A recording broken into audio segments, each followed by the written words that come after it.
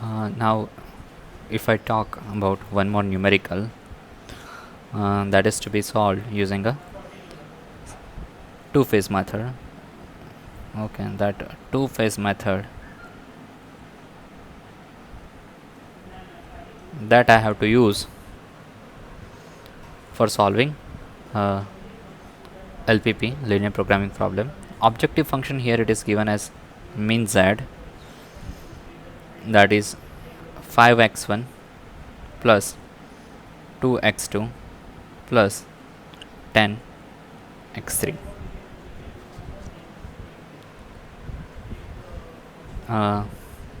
Subjected to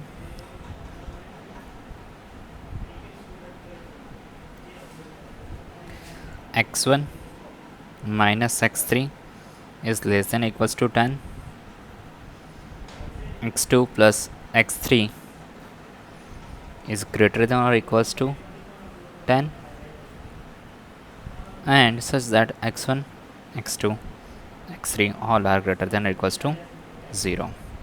So this is what initial problem is given to us. I have taken this numerical specially because we have solved just one numerical of minimization type. We haven't got opportunity to compute other numericals of minimization type, so hence I have taken this numerical. So very first condition of two-phase method is that the minimization function that has to be converted into a maximization function. So if I rewrite this objective function in a maximization function, that max z equals to minus 5x1 minus 2x2 minus 10x3, and it is subjected to x1 minus x3 plus s1 equals to 10 and x2 plus x3 minus s2 plus a1 equals to 10. As here it is greater than or equals to sign, it is evident that we can solve this numerical using a two-phase method. Okay, so I have converted this inequalities into the equalities. So non-negative condition, if I write here x1, x2, s1, s2 and a1 are greater than or equals to 0, and for this case of a two-phase, okay, if I write here my phase 1, my objective function will be max z equals to minus a1, because all the rest of the coefficients that I have to take as a 0, that's we know. So now if I start filling the data, okay, for my phase 1, what will I get here is that Cj, this will be my basic variable,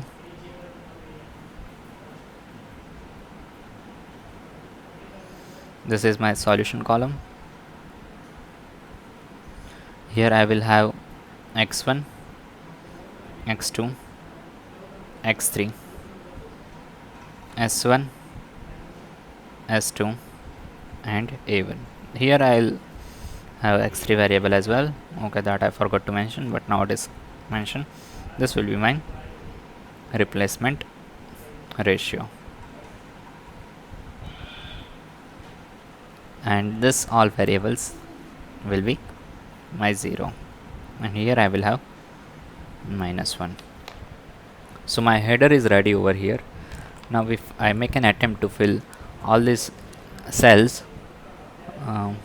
what I'll get here, that for the first case s1 will be my basic variable, and for the second one it is a1, and here it is 0 and a1 will have minus 1. For the first equation it is 10, 1, x2 as a 0, x3 minus 1, s1 1, s2 and a1 are 0, 0. For the second it is again solution value is 10, x1 is 0, x2 is 1, x3 is 1, s1 is absent here, s2 has a minus 1 and a1 has a 1. From this equations I can write this.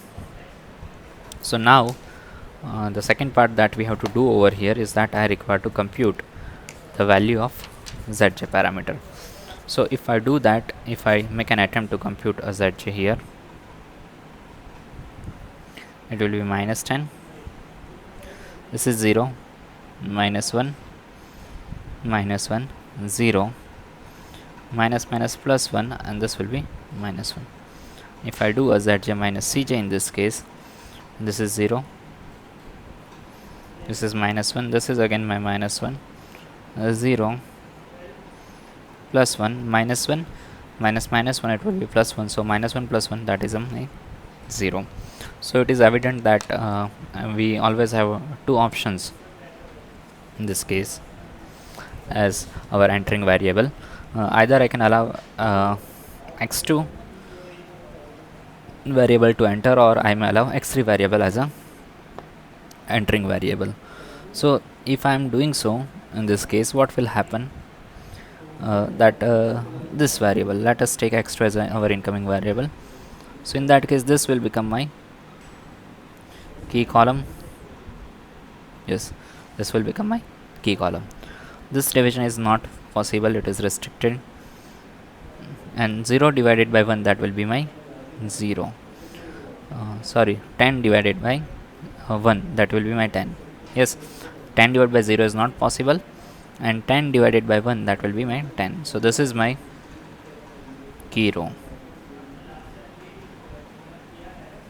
Yes, so it is evident that this is what I am getting as my initial iteration, and in this case a1 is my living variable. Yes, a1 is my living variable, and x2 in this case is my entering variable. Now if I go for the second iteration, let me shift this.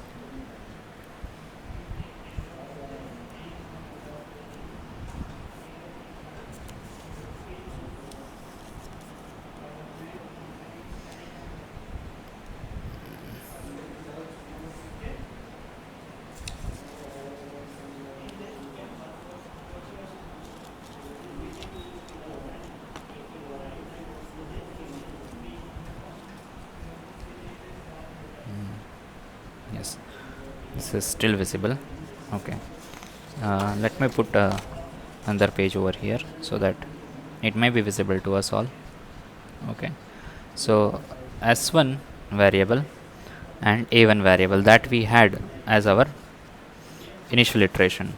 So what will happen now, that a1 will be the living variable, and instead of that my x2 variable that will be my entering variable. So s1 remains as it is, and a1 will be replaced by my x2, and both of them have a 0 0 coefficients. So here at the pivot element, which is my key variable, it is already having a unity. So furthermore I do not require to do any division. Straight away I can write this,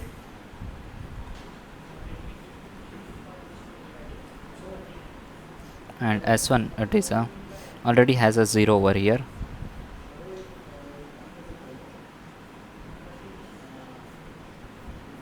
Zj, this all will be 0 now, and if I write here zj minus cj in this case, so 0 0 0, this all will become my 0. So all zj minus cj are 0. I do not have the presence of artificial variable. I can eliminate the column of artificial variable now, and I can begin with my phase 2. So without wasting the space, if I write here onwards phase 2, this will be the column for my cj variable.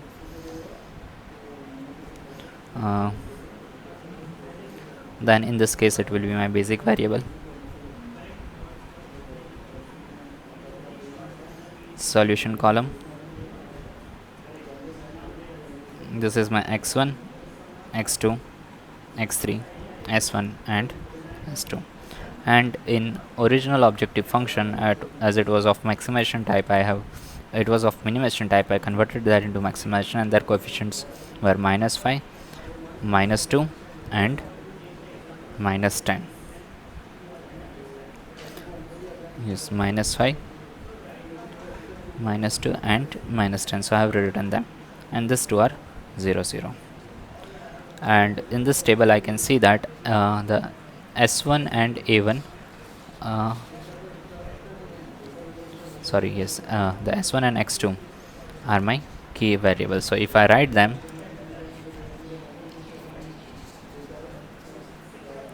yes, so I write them over here as s1 and x2. Their coefficient will be 0 and minus 2. What will happen that I have to rewrite all those values: 10, 1, 0, minus 1, 1 and 0. Here it is 10, 0, 1, 1, 0, minus 1. So this part is clear to us all. Now if I compute a zj now, in this case, so this will be minus 20, this is 0, this is minus 2, again minus 2 here, this is 0 and this is plus 2. If I do a zj minus cj, so 0 minus minus 5, that will be plus 5, minus 2 minus minus 2, that will be plus 2, so that is 0. Then minus 2 over here, minus minus 10, so that will be plus 8, 0 and plus 2. So all my zj minus cj variables are positive over here. Basic variables s1 and x2, this is s1 and this is x2, both have a 0 over here, and rest of the elements have positive value. So our solution terminates here. So what is our objective function? That my max z in this case is minus 20. So my objective function of minimization, that is my plus 20. And what are my variables? That x1 should be 0, x2 should be 10, and x3 it should be 0 again. This should be the values of my objective function.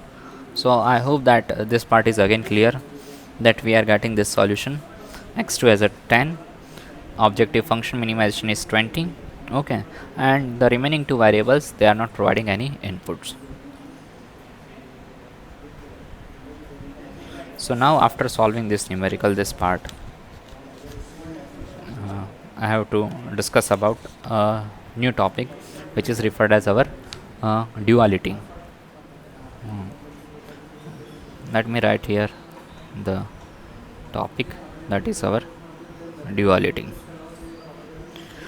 Duality in other language, it is sometimes also referred as a primal and dual. The concept of primal and dual in the simplex method. What is the concept of primal and dual? It's that any problem statement that we have, okay, that can be represented in two different ways, in the form of primal as well as in the form of dual. In either of the way, if we make an attempt to write this, and if we frame the dual of a given primal in a correct way, both the primal and dual will give the same solution. So basically, the key point of discussion is that the any question that we have in a simplex table, it can be framed in a different way as well, in another way as well. And if we are performing all these steps correctly, okay, so in that case, the primal and dual, either of them you are solving, okay, they will give us the same solution. So let me write over here first what is a primal and dual. Okay, later I will explain that what is primal and dual.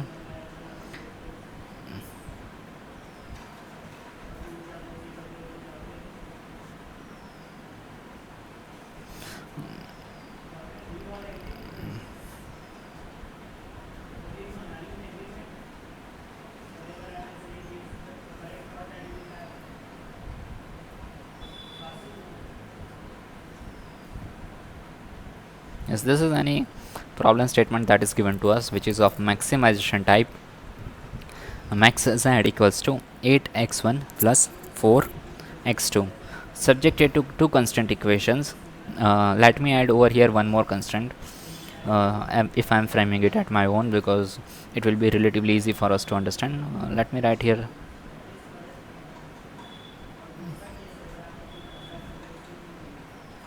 Yes, I have added just at my end. one more extra constraint, because it will be relatively easy for us. So this is any problem statement that is given to us. Now if I write a dual of this, okay, let me first write it.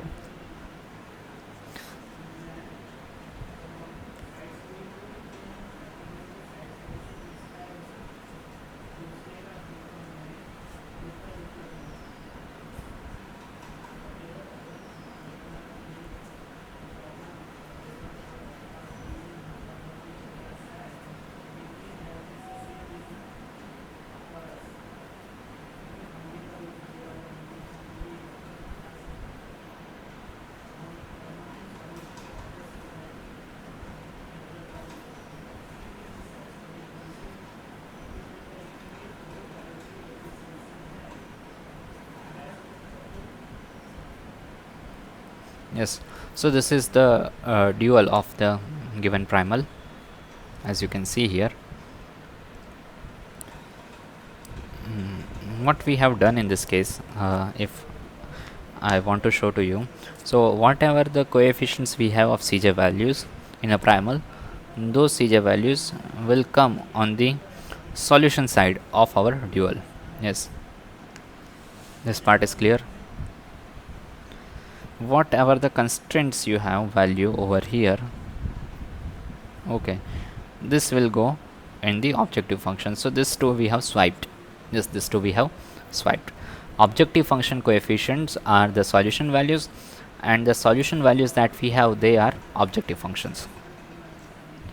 The number of equations that we have, okay, number of constant equations we have, means here I have 3 constant equation. And how many variables do I have here? I have 2 variables here, x1 and x2. So in the dual, what will happen, that the number of constraint equations, okay, which are 1, 2 and 3, will be my decision variables. Means here I have 3 equations, so in this case I will have 3 decision variables. Yes, I will have 3 decision variables. Here I have 2 decision variables, x1 and x2. Okay, so pardon, so here I have a 3 constant equations. So this 3 constant equation will become my 3 variables. Here I have a 2 decision variables, so with respect to that I will have 2 constant equations. Yes, this part is clear and easy to understand for all of us, that the coefficients of your objective function, they will come as a solution value. The solution value in the primal, that will come as a the coefficient of your objective function in the dual. The number of constant equations that you have in the primal, that many decision variables will be there in your dual. And number of decision variables that you have in the constant equation over here, or in your objective function, that many number of constant equations will be in your dual. So this is how we can form the primal and dual. Now how this thing has come, it is easy for us to do this. Yes, that the primal and dual is formatted over here. One more point of discussion is that objective function here is of max type, that I have written here is a min type. Yes, objective function profile has changed from maximization to minimization type, and here I had a less than or equals to sign. So this less than or equals to sign have converted into a greater than or equals to sign. Yes, we will definitely discuss on this all points again, but this is how we format dual. But before we jump onto the the doing of this primal and dual exercise, this conversion process, let us make an attempt to understand this entire concept by understanding one numerical.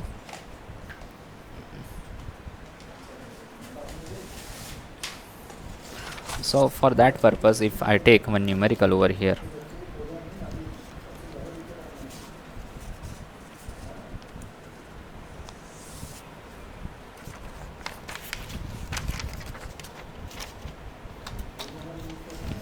the objective function that is given to me here is, let me write here, it is of maximization type, max z equals to 6x1 plus 5x2, which is subjected to x1 plus x2 is less than or equals to 5, and 3x1 plus 2x2 is less than or equals to 12. Yes, I have taken one more numerical to understand that how this conversion process works. So to begin with, let us assume that I do not have this constant values. Yes, on the right hand side part I do not have any value. So in that case, what would be the objective function? Yes, without solving the numerical, okay, we are getting the some information related to objective function. So if I assume this right hand side of the constraints are not given, so in that case what will happen, that my objective function, this case maximization z, okay, it can be infinite. Yes, this can go to infinite because I do not have any limitation over here on the constant equation. So my the upper bound, yes, if I write as a upper bound, upper limit, upper ceiling of my objective function, so that will be my infinite. This part is clear. Now what I do is that if I take the second equation over here, okay, and in the second equation here is 5, so let me multiply this equation by 2. Okay, it's 2x2. Okay, I multiply this equation by 3. Okay, so what will happen, that 9x1 plus this 3 2s are 6x2 is less than or equals to 36. Yes, this is what I can get if I multiply the second equation, okay, by 3. So what I'll get is this equation. So now see, 9x1 is definitely greater than 6x1, and 6x2 is definitely greater than 5x2. Yes, so when this 9x1 plus 6x2, it should be less than or equals to 36. So it is obvious that this objective function max z, it cannot be greater than 36. Yes, it is very clear and easy to understand for all of us. Yes, if I repeat it, that this 9x1 is greater than 6x1 and this 6x2 is greater than 5x2. So in this case it is very easy for understand that this objective function cannot be greater than 36.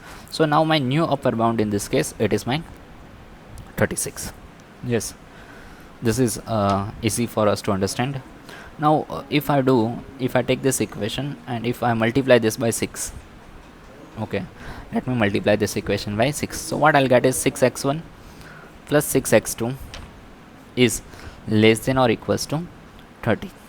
Yes, so 6x1 is exactly same amount of this 6x1 plus this 6x2 is greater than 5x2. So this 6x1 plus 6x2 is less than or equals to 30.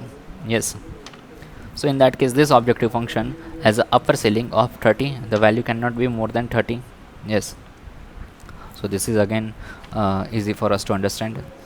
Now what I'm doing is that let me rewrite this equation over here again, okay, for further consideration. And if I rewrite this equation, that x1 plus x2 is less than or equals to 5, and this 3x1 plus 2x2 is less than or equals to 12. Okay, and if I multiply this equation, 1 2 2s are 4. Okay, so what I'm doing is that I'm multiplying this equation. Okay, this is a multiplication sign. What I'm doing is that I'm multiplying this first equation by 1, and I'm multiplying this second equation by 2, and then I'm adding them. Okay, now then I'm adding them, so I'm making a summation. So what I'll get is that this 3 2s are 6x1 plus 1x1, that is my 7x1, plus here is 2 2s are 4x1 plus 1, that is 5x2, is less than or equals to this 12 2s are 24 plus 5, that is 29. Yes, what I have done is that I have multiplied the second equation by 2, the first equation by 1, and then I have added a summation of that, means I have performed the addition. So 3 2s are 6 plus 1, that is 7, this 2 2s are 4 plus 1, that is 5, and this 12 2s are 24 plus 5, that is 29. So see, now this 7x1 is greater than this 6x1, and this 5x2 is same as of this 5x2. So 7x1 plus 5x2 is less than or equals to my 29. So it is obvious that your objective function value is always equals to or less than 29. Okay, so what we are doing is that we are minimizing the objective function value. Yes, it is clear to us. Okay, so basically what we have done over here, see, so far we discussed this many points, but what is the conclusion of all this? Means what I have done is that, let me write over here that I have multiplied this by a1 and this by a2, yes, such that the a1 and a2 are greater than or equals to 0. Yes, a1 and a2 are greater than or equals to 0. Means a1 was my 1 and a2 was my 2. Okay, but for every case, if in a generalized terminology, if I require to write this, I can write in this way, that this a1 I have multiplied over here and this a2 I have multiplied over here. Okay, and based on that I have got this value. So what we have done is that if I do a multiplication over here, so what I'll get is that this a1, okay, this a1 plus this 3a2, yes, yes, this a1 into x1 plus let me write here in this way, okay, into x1, yes, this is what I have done. While I do the summation, this is a1 x1 plus this is 3 times x1 a2, yes. So if I take the x1 out as a common variable, it can be written in this way, yes. So what is our limitation? That this summation, okay, this multiplication and then this summation, this part, okay, the answer of this is this part. So this part should be greater than this part, yes, 6x1, because that's what we did. Okay, the 7x1 has to be greater than this 6x1. So what I have done is that you know that this part has to be greater than 6 times x1, yes, this part has to be greater than 6 times x1. So x1 get cancelled out. What I get is here is that a1 plus this 3a2 should be greater than or equals to 6. Okay, likewise what I have done is here that here I have got the a2 plus a1 plus 2 times a2 into x2 should be greater than or equals to 5 x2 get cancelled out. So these are my two equations. Okay, these are the two equations. So what I have done is that, see, that a1 plus 3a2 has to be greater than the 6, okay, which is not visible to us, okay, has to be greater than the 6, and this a1 plus 2a2, okay, it has to be greater than 5.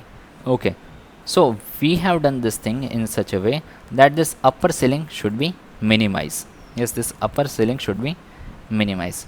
And what will be the value on the right hand side? What will be the value on the right hand side? So value on the right hand side is this 5a1 plus 12a2, 5a1 plus 12a2, that will be the what I'll get as a right hand side value. So my objective function in this case, okay, it will be my 5a1 plus 12a2, yes, 5a1 plus 12a2, yes, we have found this values. So what is this? This is nothing but my objective function. And what we have done is that we are adding this in a such a way that this objective function value, the upper ceiling, is reduced. So objective function in this case is of minimization type. It is of minimization type in such a way that a1 and a2 are greater than 0. Yes, so this is nothing but the dual of this primal. See, it is nothing but the dual of this primal. Yes, let me write it on this side. Okay, if I write on this side so that it is visible to us all, that a1 plus 3a2, it has to be greater than or equals to 6. This a1 plus 2a2, it has to be greater than 5. And upper bound in this case, okay, it will be my 5a1 plus 12a2. Yes, maximum value, okay, that we were writing here, that we got here that 5 into 1 plus 12 into 2, that was 29. So what it is? It is nothing but my upper bound. So upper ceiling is this. Okay, so upper ceiling is nothing but my objective function in this case, and it is of mean type because we are progressing in such a way that we get the least value. So now if we pay attention to this, this is the primal that is given to us, and this is the dual of the primal. Now you can see here, here I have to write that a1 and a2 are greater than or equals to 0. Okay, so see, the objective function which was of maximization type, it is converted here into a minimization type.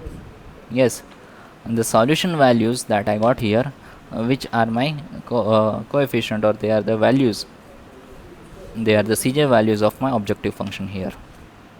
Yes, then this elements, okay, the vertical elements, if I'm writing the coefficient of x1s, okay, coefficient of x1 in this equation, okay, they will form the very first equation. So it will be my a1 plus 3a2 is greater than or equals to 6, this part, and this will be, let's say, a1 plus 2a2, it will be greater than 5.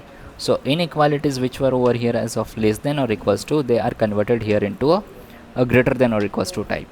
Yes, so this part has to be clear to us all.